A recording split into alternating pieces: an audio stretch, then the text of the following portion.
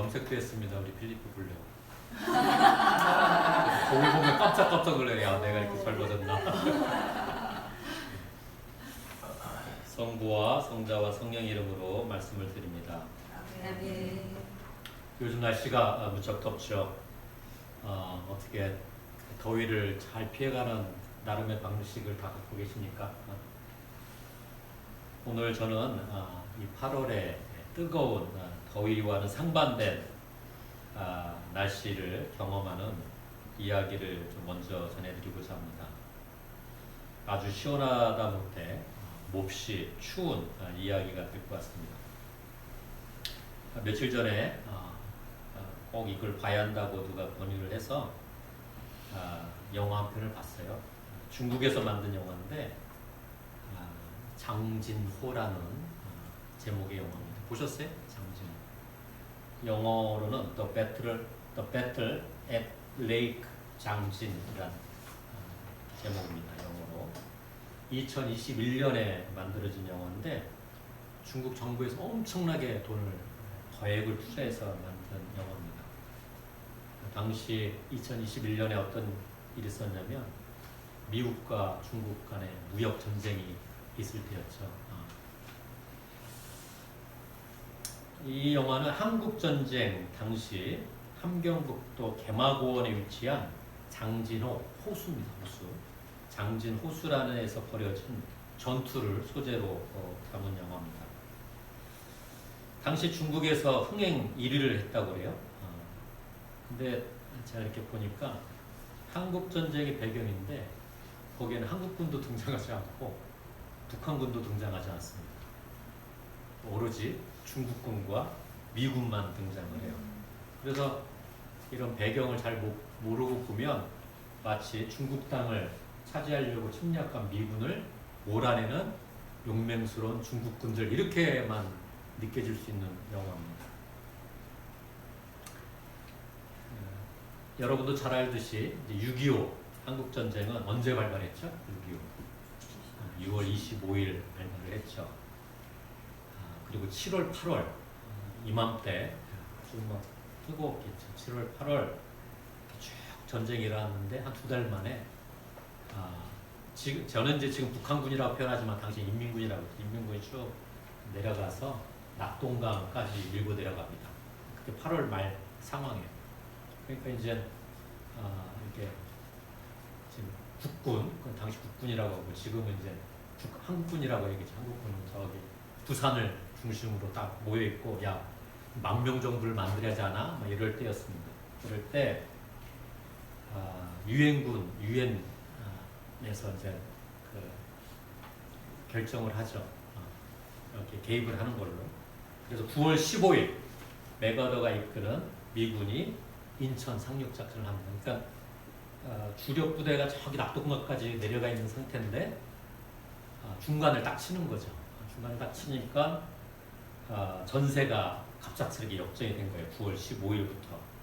그래서 그 힘으로 이제 압록강까지 쭉 밀고 올라가죠. 압록강까지 쭉 밀고 올라갔는데 이제 압록강 뭐 누구는 이제 백두산 천지물을 떴다 이렇게도 얘기를 합니다만 이렇게 했는데 그 압록강 너머에 누가 있나요? 중국이 있잖아요. 중국에서 그걸 그냥 보고 있었겠습니까? 그렇지 않고 10월 중순부터 중국군이 개입을 하게 됩니다. 그리고 나서 11월 중순 말 이때 상황인데 이때 그 개마고원에서 미군하고 중국군이 막 붙게 되는 겁니다. 우리가 잘 알고 있는 무슨 철수가 기억나시는가요? 배 타고 막 피난민들하고 국제시장 영화에 나왔던 흥남 철수. 흥남 철수가 이루어질 수밖에 없었던 게 이 장진호 전투 때문에 그렇습니다. 왜냐면 흥남은 이쪽 동해에 있는 항구인데 거기서 쭉 북쪽으로 이제 서쪽에도 올라가면 그 개마고원이고 그 개마고원 한복판에 이 장진호라는 호수가 있는 겁니다. 해발 1,000m 개마고원의 날씨. 저도 이제 동두천에 있다 파주에 왔기 때문에 이렇게 추위를 많이 이제 적응을 한 거죠. 그래서 파주 추위가 뭐 춥다 했는데 동두천 추위만은 못하더라고요. 근데 이 개마고원 추위는 우리가 상상할 수 없을 정도로 추운 날씨입니다. 이미 12월 달 들어가면 영하 40도 이하로 떨어진다. 혹독한 추위에서 이 전투가 일어나는 거예요. 미 해병 3만 명하고 중국군은 얼마나 참전했을까요? 12만 명이 참전하는 전투입니다. 근데 미 해병 3만 명 중에 몇 명이 죽었냐면 절반 이상 18,000명이 그 자리에 죽었어요. 그 중국군은 12만 명이 참전을 했는데 몇 명이 죽었냐면 5만 명이 죽었습니다. 그러니까 뭐 엄청난 전쟁이죠. 이렇게 숫자로 얘기하니까 그렇게 와닿지 않습니다만, 우리 지금 여기 몇 사람이에요? 여기에 비하면 100명도 큰 숫자잖아요. 그렇죠? 그리고 거기 죽은 사람들이 뭐 나이 든 사람들이 전투에 참여했겠어요? 새파랗게 우리 홍익교 청년이나 필리포나 MLA와 같은 나이 또래 청년들, 청소년들이 참여를 했을 거라고. 근데 이런 기록도 있습니다. 서로 싸우니까 당시 중국군은 이렇게 추운데도 제대로 준 게 없었대요. 옷 한 벌, 그리고 감자. 그래서 제가 이 영화를 보면서 참고 자료로 쭉 당시에 중국에서는 영화 상영을 어떻게 했더니 아이들한테 얼음 감자를 얼음 감자를 그걸 한번 먹어봐라. 무슨 맛이겠어? 얼음 감자인데. 그리고 이 영화를 보여주면 막 철철 눈물을 흘렸다 이야기도 내가 들었습니다. 얼음 감자. 추우니까 그냥 감자 줬는데 얼은 거죠. 그게 전부였어요. 근데 그래도 미군은 그 무기들이 많잖아요. 그러니까 계속 쏘니까 중국군들은 쭈그리고 앉아가지고 그 총격이 멈출 때까지 기다린 거예요. 그 사이에 얼어 죽은 거예요. 그래서 5만 명 중에 3만 명이 얼어 죽었다. 저도 이렇게 쉽게 말은 표현하지만 그때 상황은 아주 끔찍했을 것입니다. 장진호 전투로 인해서 미군은 후퇴하게 되고 중국군과 북한군은 다시 한번 한반도 밑으로 진격하게 되죠. 이게 뭐냐면 일사후퇴라는 겁니다. 제가 머물고 있는 운천리에 나이 드신 분들이 많은데 이렇게 대화를 해보면 6.25 당시에는 뭐 피난 갈 겨를도 없었대요. 그리고 뭐 그때는 전쟁인가 할 정도로 그리고 막 짐 싸가지고 가는데 이미 민부군이 앞에 가고 있더래. 그래가지고 아니 뭐 갈 필요가 없네 하고 다시 돌아왔다는 거야. 이때는 6.25 때는 이랬다는 거야. 1.45 때는 상황이 달랐다는 거야. 전쟁은 이 땅에서 일어났는데 이 땅에서 누가 싸웠어요? 중국과 미국이 싸운 거죠. 그 영화를 보면 한국군하고 북한군이 안 나와요. 당시에 우리는 어디 있었을까? 우리의 역할은 무엇이었을까? 전쟁은 왜 일어납니까?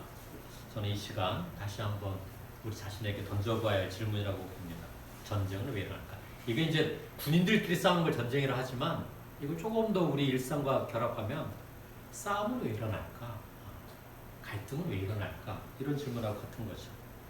전쟁에는 승자가 존재할까요? 이게 이제 두 번째 질문입니다. 한번 생각해 보시기 바랍니다.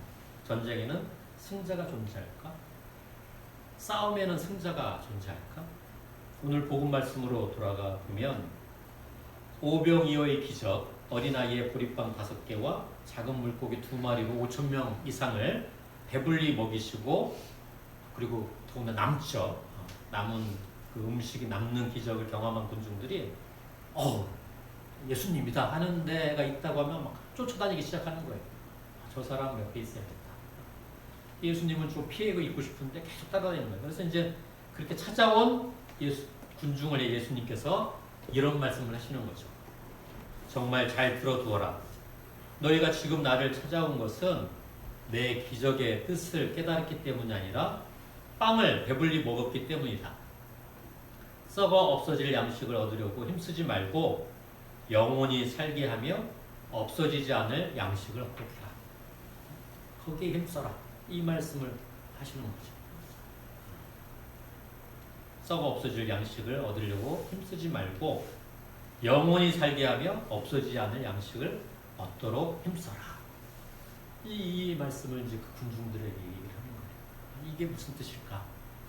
이게 무슨 뜻일 것 같습니까? 우리가 이렇게 신앙생활을 하는데 어떻게 보면 이게 굉장히 핵심적인 말씀이거든요.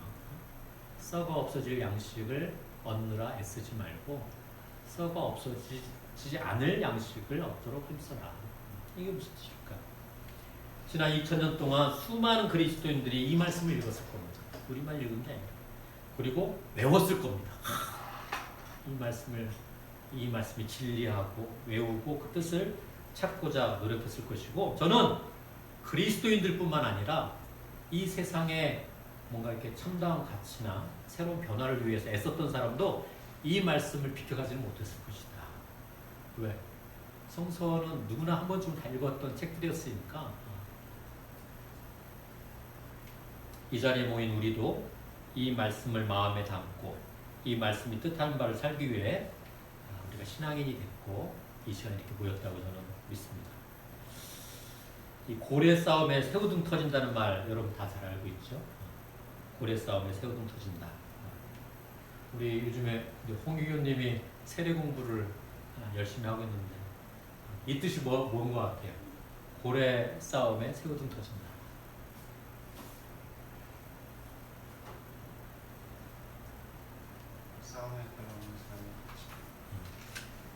큰 싸움 앞에 오히려 거기에서 희생되는 분들은 약자들이 희생이 된다는 뜻이겠죠. 저는 이 말을 떠오를 때마다 우리 민족의 역사와 무관하지 않다. 우리가 그랬다. 이런 생각을 종종 하고, 저만 그런 게 아니라 역사학자들이 그렇게 얘기를 해요. 우리가 그랬다. 강대국 tum박이 속에서 아니 전쟁은 이 땅에서 일어났는데 그 중국군하고 미군하고 싸우면 그 사이에 누가 다 얻어 터졌겠어요. 그죠?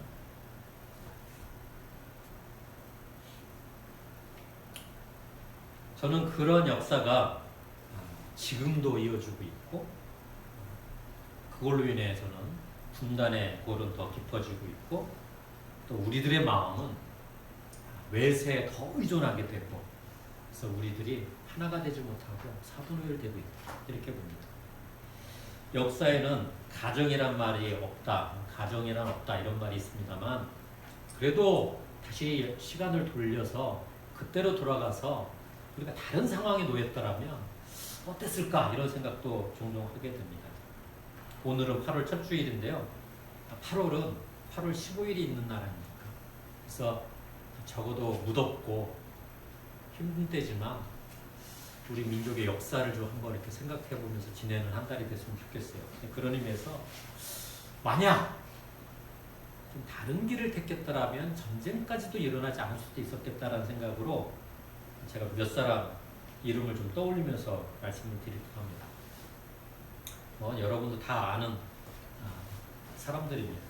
김구, 여운형, 김일성, 이승만 다 아시죠? 이 김구, 여운형, 김일성, 이승만 이 네 명이네요. 이 네 명의 인물들의 인생이 뒤바뀌었으면 이 나라의 운명도 아마 뒤바뀌었을 것이다. 김구 다 아시죠? 임시정부의 그런 법통을 잇는 그런 분으로 이렇게 귀국을 했죠. 해방 후에. 두 번째, 여운형은 누굽니까? 이분은 해외에 나가서 이렇게 막 독립운동을 한 사람은 아니에요. 그러나 우리가 해방될 걸 미리 알고 건국위원회까지 꾸려가지고 이렇게 운동을 했던 사람이고, 당시 미 군정에서는 이 네 사람 이제 김일성을 빼고 3명 중에 그래도 이 한반도 남쪽을 위해서 뭔가 기여할 사람은 여운형이다 이렇게까지 평가를 했다고 해요. 그런 사람입니다. 여운형. 그리고 김일성은 소련군 장교였죠. 그죠? 그래서 이제 북쪽에 소련군이 들어올 때 같이 들어오게 됩니다. 소련군 지휘를 가지고. 그리고 이승만은 어떻습니까? 하와이를 중심으로 또 미국에서 독립운동하다가 해방이 된 뒤에 딱 들어와서 대통령까지 된 사람이죠. 근데 놀랍게도 제가 이렇게 예전부터 읽고 이렇게 조사를 한 거로는 이들이 다 그리스도의 교회의 영향을 깊이 받았다는 겁니다. 여운형은 전도사였고, 이승만 장로였고, 김구서진도 처음에는 동학에 있다가 기독교로 개종한 역사가 있습니다. 이승만은 엄마는 아주 독실한 크리스천이었고 장로교. 이름이 강반석입니다. 반석. 외가 쪽은 다 목회자들이에요. 그러니까 뭐 그리스도교와 무관하지 않았다고. 그리고 저는 이 사람들, 이 네 사람들은 어떤 성경 말씀을 읽었냐?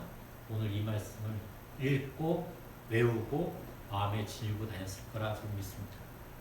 썩어 없어질 양식을 얻으려고 힘쓰지 말고 영원히 살게 하며 없어지지 않을 양식을 얻도록 힘쓰라. 아마 그 말씀이 당신들에게 어떤 희망을 줬기 때문에 그리스도교인이 되지 않았을까, 또는 그리스도교의 영향을 받지 않았을까 저는 생각합니다. 그렇게 해서 애쓰게 살았죠. 그런데 어떻게 됐습니까? 김구는 암살당했고 여운형 역시 암살당했습니다. 김일성은 자신의 권력을 유지하기 위해서 끔찍한 수청을 벌였고, 이승만은 결국 하와이로 도망쳐 그곳에서 죽게 됩니다. 뭐 죽은 이들은 어쩔 수 없겠죠. 살아있는 이들은 영원히 살게 하며 없어지지 않을 양식을 끝까지 쫓았던 건가, 이 시가 묻게 됩니다.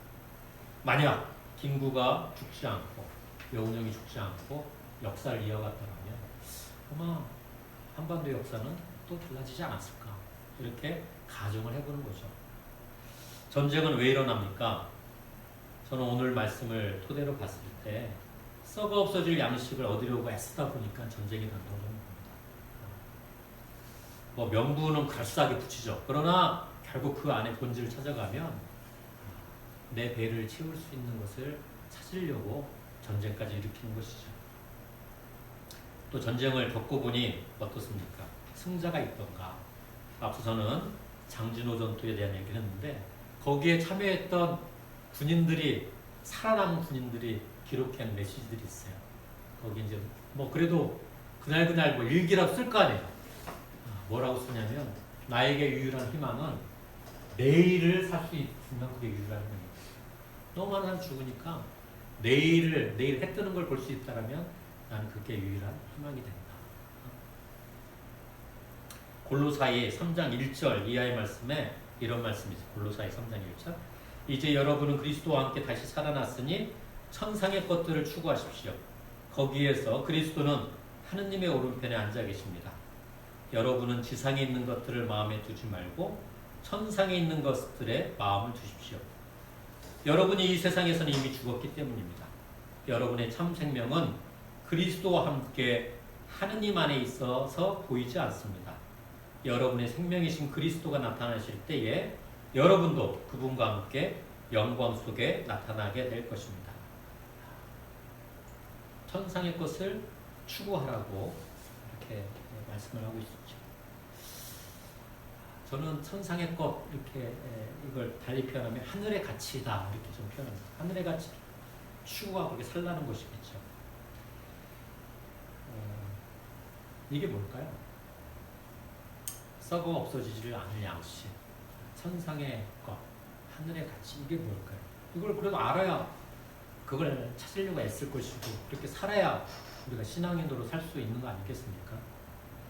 지난 수요일날, 우리가 이제 수요일마다 세례제 교육을 하는데, 공교롭게도 지난 수요일날에는 성령님에 관한 이야기를 나눴어요. 성령에 대한 이야기를 많이 하죠. 그러나 이제 그 자리에서 제가 강조한 거는 성령이 누구냐?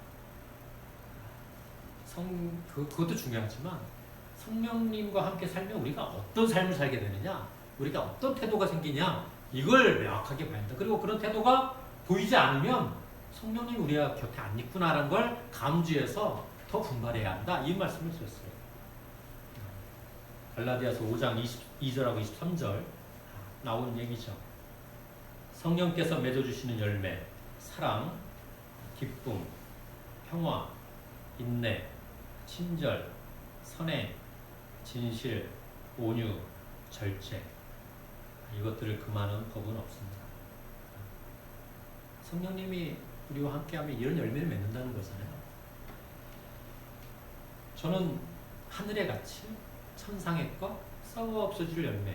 이게 뭘까? 저는 이것이 성령이 우리와 함께하며 맺는 열매, 이게 그 답이라고 저는 믿습니다. 썩어 없어질 양식인 거죠. 썩어 없어지지 않을 양식인 거죠. 물론 우리 이웃들은 이렇게 묻습니다. 배고픈 이웃들에게 이게 뭔 필요가 있습니까? 먼저 배부터 채워야지. 이런 질문을 사실 저도 많이 이런 질문을 던졌었고 이런 질문을 많이 받습니다. 그러나 그 논리에 수긍을 하면서 살아온 인류 역사를 돌이켜봤을 때 지금 우리 앞에 놓인 현실을 봤을 때 그래서 어떻던가 우리 배를 채우기 위해서 노력해온 결과가 어떻던가 이걸 한번 우리가 고백을 해봐야겠죠. 우리가 예수 그리스도를 바라보는 이유는 하느님이 사람의 몸으로 오셨다는데 우리가 인지하고 그걸 잘 기억을 해야 합니다. 이걸 가르치는 성육신이라고 하는데 우리 몸을 부인할 수는 없죠. 그러나 우리 인간 본연의 모습은 육적인 존재에만 머물러 있지 않다는 데 있습니다.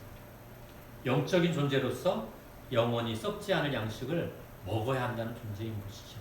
그럴 때 우리가 온전한 존재가 될 수 있는 것이고 세상이 이렇게 살아가는 사람을 물론 비웃더라도 그런 사람들이 존재할 때 이 인류에는 희망이 존재하는 것이다. 이게 우리 그리스도교의 믿음이 아닌가 이 시간 말씀을 드립니다. 아마 이런 고민을 오늘 서신 말씀은 담고 있는 것 같아요. 그래서 이 시간 서신 말씀 우리가 아까 이제 토마님이 읽으신 서신 말씀 다 읽을 수는 없지만 이 한 구절만큼 우리가 꼭 기억하고 살아가길 바라면서 좀 제가 읽어드리겠습니다. 우리 모두가 하느님의 아드님에 대한 믿음과 지식에 있어서 하나가 돼서 성숙한 인간으로서 그리스도의 완전성에 도달하게 되는 것입니다. 이것이 우리의 목표가 되기를 이 시간 간절히 기도합니다.